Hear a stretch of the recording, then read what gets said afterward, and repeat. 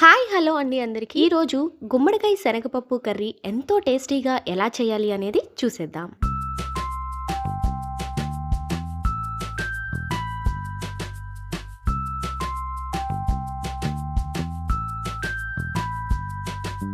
నేను తీసుకుందైతే గుమ్మడికాయలో ఒక చిన్న ముక్క ఉంటుందండి. అది వచ్చేసి ఒక పావు కిలో ఉండొచ్చు. ఈలోపు 2 స్పూన్స్ శనగపప్పు ఇలా నానబెట్టేసుకున్నాము. తొక్క తీసిన తర్వాత ఇలాగా ముక్కలుగా కోసుకున్నాం అనమాట. ఇంకా చిన్న ముక్కలు అయితే ఒకవేళ ఎక్కువ ఉడికితే గనక మొత్తం పేస్ట్ అయిపోయే ప్రమాదం ఉంది కాబట్టి ఈ మాత్రం సైజ్ అయితే మనకి ముక్క టేస్ట్ కూడా తెలుస్తుంది అనమాట. ఇంకా ముక్క కూడా బాగా కనపడుతుంది మనకి. అందుకని చెప్పి మేము ఈ మాత్రం సైజ్ అయితే కోసాము.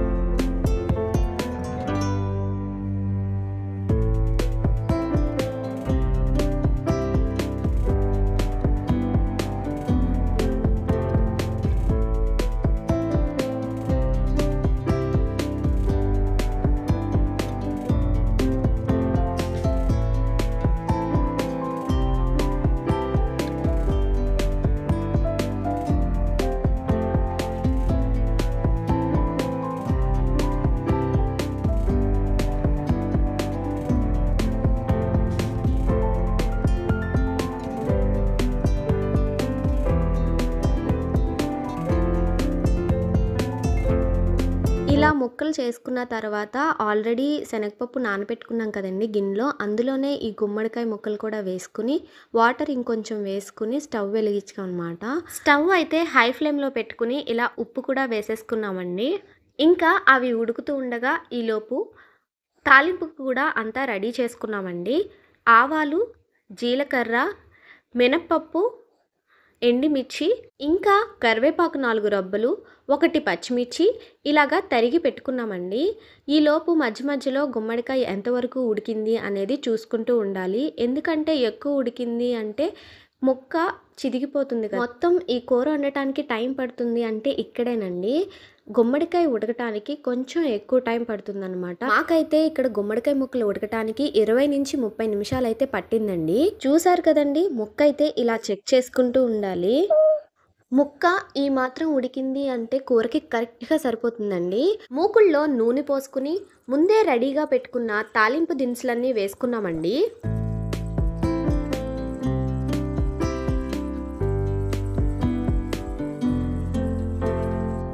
తాలింపు దినుసులు కొంచెం వేగిన తర్వాత కారం కూడా వేసుకున్నామండి. కారంతో పాటు ధనియాల పొడి, ఇంకా ఉడకపెట్టిన గుమ్మడికాయ ముక్కలు, దాంతోపాటు శనగపప్పు కూడా ఉంది కదండి, అది కూడా వేసుకుని ఇలా ఒకసారి కలిపిన తర్వాత కొంచెం పసుపు కూడా వేసుకోవాలండి. ఇవన్నీ వేసిన తర్వాత కాసేపు కూరనైతే మగ్గనిచ్చామండి. ఎందుకంటే గుమ్మడికాయ ముక్కలకి అవన్నీ పట్టాలి కదండి. ఆ తర్వాత చిన్న స్పూను అల్లం వెల్లుల్లి పేస్ట్, తరిగి పెట్టుకున్న కరివేపాకు, పచ్చిమిర్చి వేసి ఇలాగా అల్లం వెల్లుల్లి పేస్ట్ పచ్చివాసన పోయేంత వరకు కూరని అటు ఇటు తిప్పుకున్నామండి.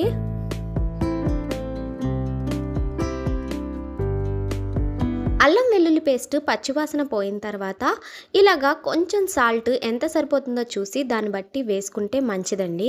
ఎందుకంటే గుమ్మడికాయ ముక్కలు ఉడకపెట్టేటప్పుడు ఆల్రెడీ సాల్ట్ వేసాం కాబట్టి సాల్ట్ తక్కువే పడుతుంది. అది చూసుకుని వేసుకుంటే సరిపోతుంది. కూర అయిపోవచ్చింది కాబట్టి ఇప్పుడు స్టవ్ సిమ్లో పెట్టుకుని కూర మీద మూత వేసి నూనె తేలేంత వరకు మగ్గించాలండి. ఒక 3 నుంచి 5 నిమిషాలు ఇలా మగ్గిన తర్వాత మూత తీస్తే చూసారా నూనె ఎంత చక్కగా పైకి తేలిందో. ఇప్పుడు ఒకసారి కూరని కలయి తిప్పి కొత్తిమీరతో గార్నిష్ చేసుకుని స్టవ్ ఆఫ్ చేసుకుంటే అంతేనండి, కూర రెడీ అయిపోయినట్టే. ఇప్పుడు ఒక బౌల్ తీసుకుని సర్వ్ చేసుకోవడమే ఆలస్యం.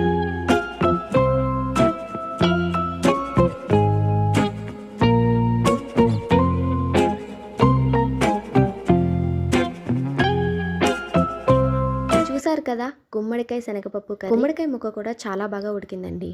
ఇలాంటి మరెన్నో వీడియోస్ కోసం నా యూట్యూబ్ ఛానల్కి సబ్స్క్రైబ్ చేయండి. Don't forget to subscribe my channel. Thank you.